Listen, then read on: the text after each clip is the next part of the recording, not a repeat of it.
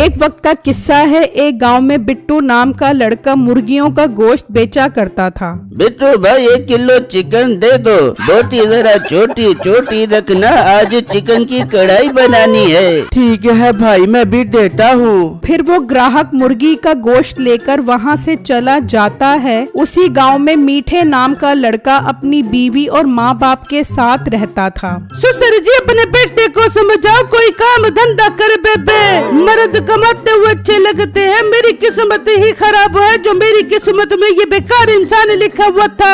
और मोटी नाक वाली औरत, बिस्ती करनी है तो अकेले में कर लिया कर, क्यों माँ बाप के सामने मेरी इज्जत का फलूदा निकाल रही है। मीठे, अगर तुझे इतनी बिस्ती महसूस हो रही है तो तू कोई काम कर ले। अरे क्या मेरे बेटे के पीछे पड़ रहे हो? कर लेगा कोई काम भी। माँ, इन सब ने मेरी बहुत इंसल्ट कर दी है, मैं जाता हूँ कोई काम ढूंढने के लिए। ये कहकर मीठा घर से निकलता है और बिट्टू की दुकान के पास से गुजर रहा होता है। बिट्टू की दुकान पर काफी रश होता है। क्यों ना मैं भी मुर्गियों का गोश्त बेचना शुरू कर दूं।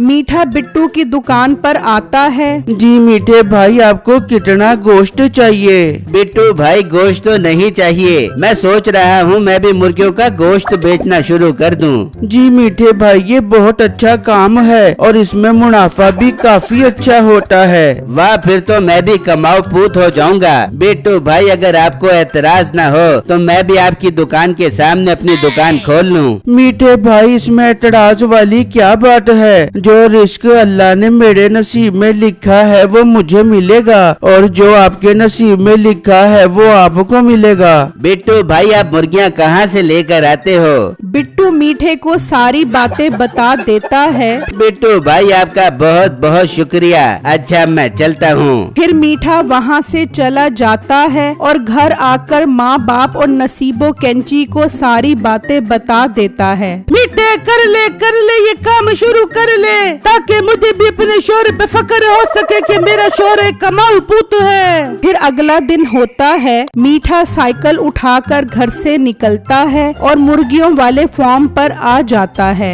भाई, मुझे उधार पर कुछ माल चाहिए। मैंने इस गांव में मुर्गियों के गोश्त की दुकान बनानी है, उम्मीद है कारोबार चलेगा। टाइम पर पैसे दे दूंगा और अगला माल भी आप ही से खरीदूंगा। फार्म का मालिक अच्छा इंसान होता है, वो मीठे को मुर्गियाँ दे देता है। मीठा मुर्गियाँ लेकर वहाँ से चला जाता है और दुकान खोलकर बैठ जाता है, पर उसकी दुकान पर कोई ग्राहक ही नहीं आ रहा होता। मीठे, ये तो कोई ग्राहक ही नहीं आ रहे मेरी दुकान पर, सब उस मोटे बिट्टू के पास जा रहे हैं। मुझे अब कुछ करना पड़ेगा। तो मीठा गोश्त का रेट 250 से 200 कर देता है। आ जाओ 200 रुपए किलो गोश्त ले जाओ। ये सुनते ही ग्राहक मीठे के पास आ जाते हैं। भाई, मुझे 2 किलो गोश्त दे दो।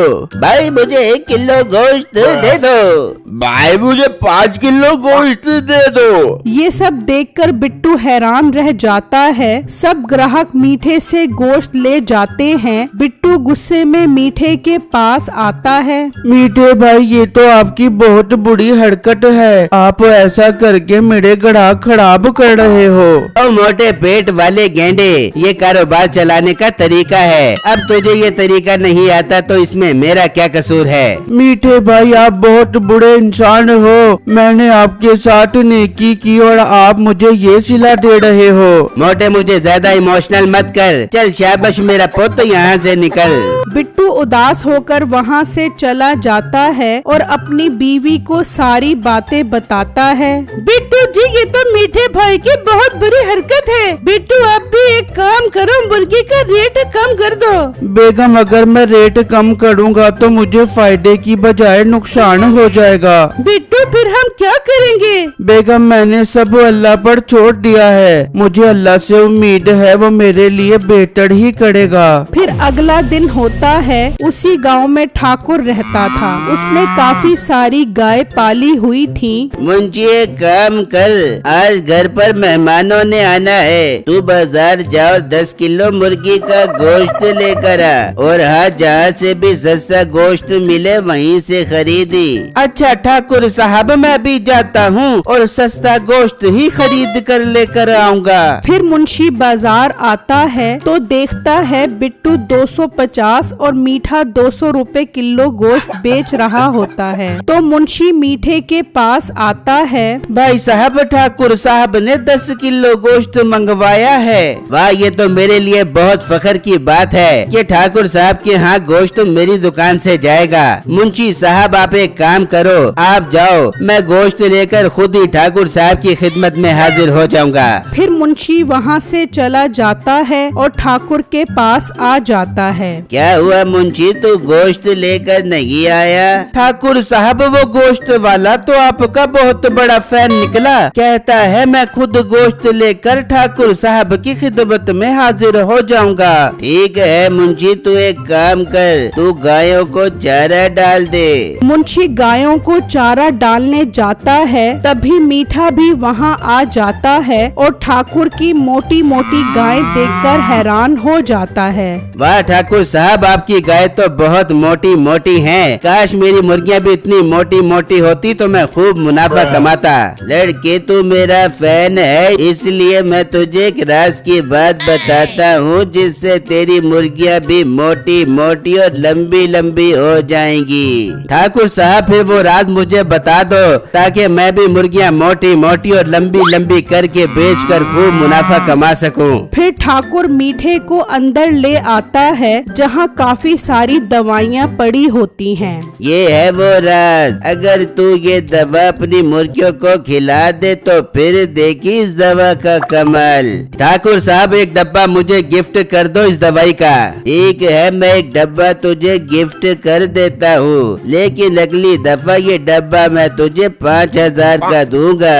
ठाकुर साहब, मुझे मंजूर है। फिर मीठा वो दवाई लेकर वहाँ से निकल पड़ता है और घर आ जाता है और वो दवाई मुर्गियों की खुराक में डाल देता है और मुर्गियाँ दवाई वाला दाना खाने लग जाती हैं। इस तरह रात हो जाती है और मीठा सो जाता है। फिर अगला दिन निकलता है तो नसीबो मीठे के पास आती है। मीठे मीठे उठ, बाहर आकर देख मुर्गियों को क्या हो गया। फिर मीठा बाहर आता है तो देखकर हैरान रह जाता है कि मुर्गियाँ मोटी मोटी बकरे जितनी बड़ी होती हैं। इतनी बड़ी मुर्गियाँ देखने गांव के काफी सारे लोग आ जाते हैं। मीठे, ये इतनी बड़ी बड़ी मुर्गियाँ तूने कहाँ से मंगवाई हैं? ये मुर्गियाँ मैंने अफ्रीका के जंगलों से मंगवाई हैं, जिसका गोश्त खाकर लोगों में शेर जैसी ताकत आ जाएगी। फिर तो मीठे, हम तेरी दुकान से ही इन मुर्गियों का गोश्त खरीदेंगे। फिर अगला दिन होता है, मीठा वो मुर्गियाँ दुकान पर लेकर आता है। बिट्टू भी वो मुर्गियाँ देखकर हैरान रह जाता है। भाई, मुझे इन मुर्गियों का 2 किलो गोश्त दे दो। मुझे भी 4 किलो गोश्त दे दो। बिट्टू हैरान सब देख रहा होता है। अब मेरा इस बाजार में बैठने का कोई फायदा नहीं है, मुझे अब दुकान बंद कर देनी ही चाहिए। बिट्टू वहाँ से चला जाता है। इस तरह कई दिन गुजर जाते हैं। उस मुर्गियों का गोश्त खाने से गांव के काफी लोग बीमार हो जाते हैं। मीठा ये देखकर डर जाता है। कहीं ये लोग मेरी मुर्गियाँ खाने से तो बीमार नहीं हो रहे। मैं घर जाता हूँ। क्या हुआ मीठे, तू कुछ परेशान लग रहा है? कुछ नहीं बेगम, बहुत प्यास लग रही है। एक काम कर, एक गिलास ठंडे दूध का लेकर आ। नसीबो किचन में आती है और दूध में चीनी की जगह वही दवाई डाल देती है और लेकर मीठे के पास आ जाती है। मीठा वो दूध पी लेता है। बेगम, मुझे दूध पीने के बाद कुछ हो रहा है और दूध का जायका भी अजीब था। दूध का जायका अजीब कैसे हो गया? मीठे, मैंने तुझे दवाई जैसा डब्बा पड़ा था उसमें से 1 चम्मच चीनी इस दूध में डाली है। ओ मोटी नाक वाली औरत, वो चीनी नहीं थी, दवाई थी, दवाई। ये कहते ही मीठा मोटा और लंबा होने लग जाता है। मीठे, ये तुझे क्या हो गया? तू इतना लंबा और मोटा कैसे हो गया? बेगम, मुझे डॉक्टर के पास ले चल, वरना गांव वाले मुझे नहीं छोड़ेंगे। फिर नसीबो मीठे को लेकर जा रही होती है तो मीठे को लंबा और मोटा देखकर लोग हैरान हो जाते हैं। फिर वो हकीम के पास आ जाते हैं। हकीम साहब मेरे मीठे को ठीक कर दे बो। हकीम मीठे को देखकर समझ जाता है कि इसने जो दवाई खाई है वही दवाई वो अपनी मुर्गियों को भी खिलाता था, जिसकी वजह से लोग बीमार हो गए थे। हकीम पुलिस को बुला लेता है। पुलिस साहब इसको अरेस्ट कर लो, इसकी वजह से ही गांव के लोग बीमार हो रहे हैं। पर हकीम साहब मेरे बेटे को तो ठीक कर दे बो। बीबी से तो हम थाने ले जाकर ठीक करेंगे ना यार।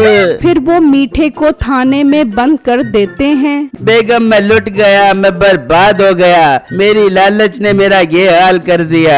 दूसरी तरफ गांव के लोग ठीक होने लग जाते हैं और फिर से बिट्टू की मुर्गियों की दुकान चल पड़ती है।